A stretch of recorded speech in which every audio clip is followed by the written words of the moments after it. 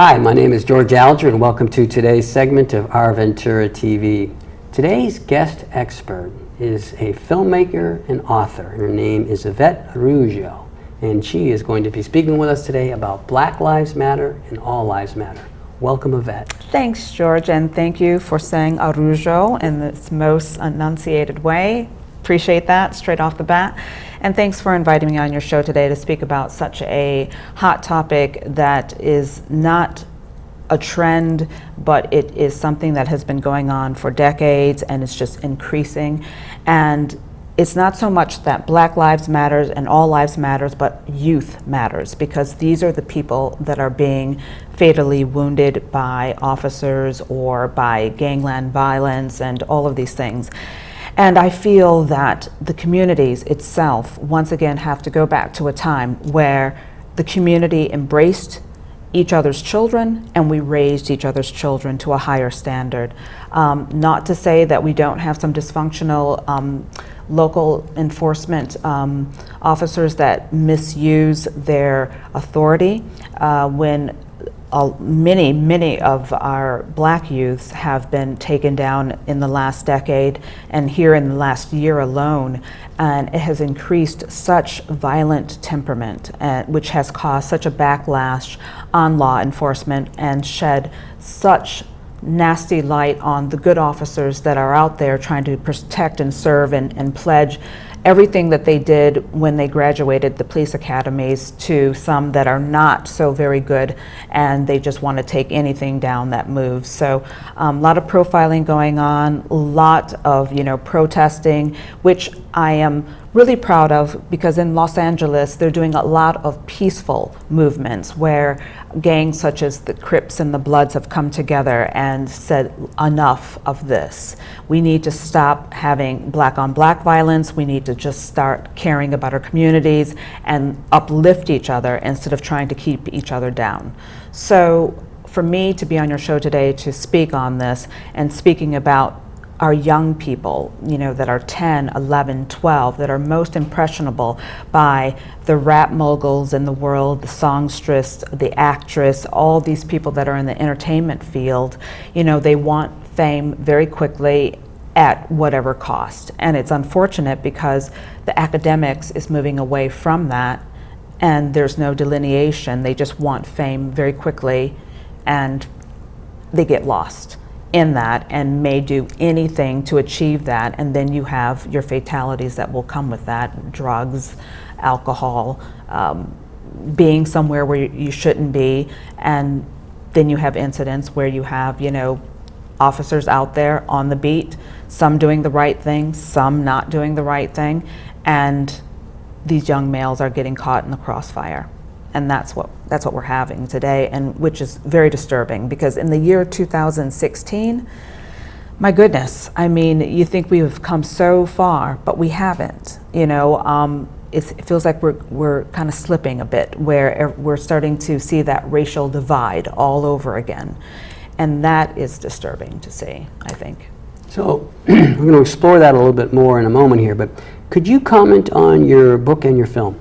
Yes, my book, what I'm most proud of is Over the Rainbow, Diary of a Black Girl, and it's about me coming to this country at a very early age and really seeing the racial divide, that everything here in the States is black or white. There is, I am from Cuban and Sicilian heritage, and I appreciate and I embrace my heritage, but here you were put into categories, which made me so unhappy as a child, but learned from a very strong mother that I could be anything that I could be: ballerina, a runner, president of the United States, a senator, a doctor.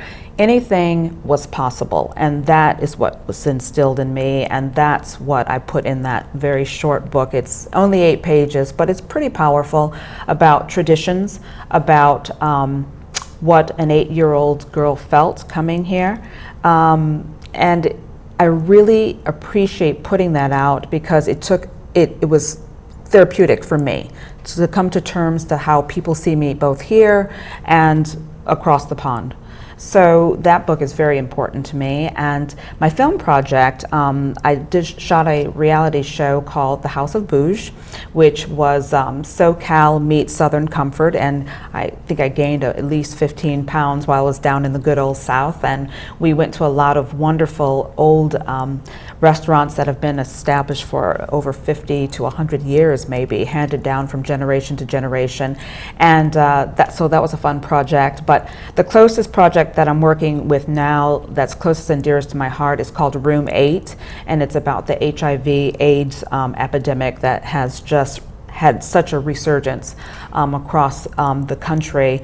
Once upon a time, we were so hypervigilant in our sexual interaction with each other and being very responsible, especially when Rock Hudson came out, and he seemed to be the poster child for this, this horrible disease. And then somewhere along the lines, as we entered the 90s and the new millennium, we had a pill for everything. If you were irresponsible, pop a pill the next day and it'll make it go away. Well, that pill is not for everyone.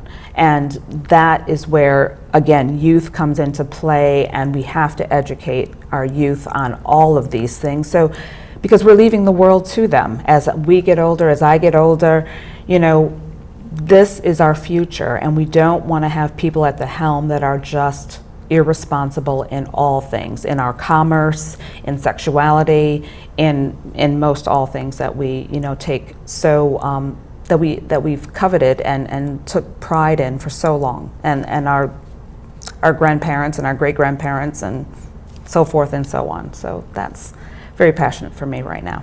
Thank you. Absolutely. Now let's come back to the concept of Black Lives Matter and All Lives Matter. So I love your emphasis on the youth, and yet there is something polarizing about this. I'm not sure if it's just something introduced by the general media, or if it really exists, or the mass media, I should say. But the idea of Black Lives Matter seems to be polarizing to the degree that some people look at it as that it's against people who are not black, and other people look at, no, we're just simply forwarding the perspective of Black Lives Matter. So could you comment on that? Well, Black lives do matter, and I do feel passionate about that movement. I really do. I think we have, from our couches watching television, or we'll read about it and we'll feel sympathy for all the 15 minutes, and then it goes away and we go back to our livelihoods. And as we do with most things, we're becoming more of an apathetic world as we see these children being taken out. I think it's important that we empower our children with good ideas and strong reverence for law enforcement.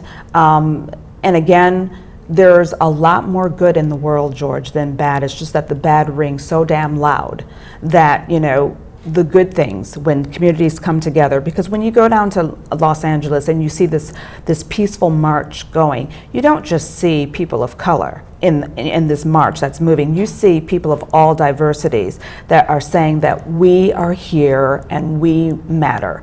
Our children matter, whether they're Hispanic, whether they're from the Middle East, whether they're from Compton, whether they're from Los Angeles, New York, wherever, we all matter. And so we're not going to turn a blind eye anymore and just let lives be torn apart and families ripped apart by a fatality, by a bullet, whether it was meant to be or he had cause, plausible reason to make that shot, or should he have thought for just 30 seconds more and said, hey, maybe not today. Maybe we put it back and we just give this kid a chance and see what happens. So that's how I feel about that. Okay, so obviously there's a lot of controversy surrounding this, but in terms of a concept of trying to bring people together on this, which I know you're passionate about in general, is there a way that this has been misframed or misrepresented in the mainstream media in terms of what its actual intent is? Well, I think Chicago has a great plan in place, that they're trying so very hard. And yes, we did have an issue just a week ago there, but as the government does not negotiate with terrorists, local enforcement and state enforcement, they shouldn't negotiate with gangsters either. But I do think that because we know it exists, it's not going away. There are gangs in our urban cities and things of that nature. There has to be a meeting of the minds. There has to be education. There has to be things that are put in place. So once again, we do not feel that, and when I say we, people that are maybe socially, economically not depressed, I should say, will not feel that they are being looked down or profiled. There has to be things that are set in place. Perhaps we need more people of color on the force or in government office that can speak for the people, that are of diverse, nationalities and cultures, to bring their point of view to the table, so we can understand once again that people are angry, but underneath that anger is also a lot of hurt, a lot of pain, a lot of things that have happened in the past that people don't want to let go. And if we all come together and just summit, as we do in our highest form of government, I think it'd be a start. It's not the all things, solution on that day, but if we could summit and put it all out there and maybe have an exchange of ideas and what is going on, perhaps that is the beginning to a better tomorrow for our children, so the death count can start to go down. Well said. All right, we're just about out of time here.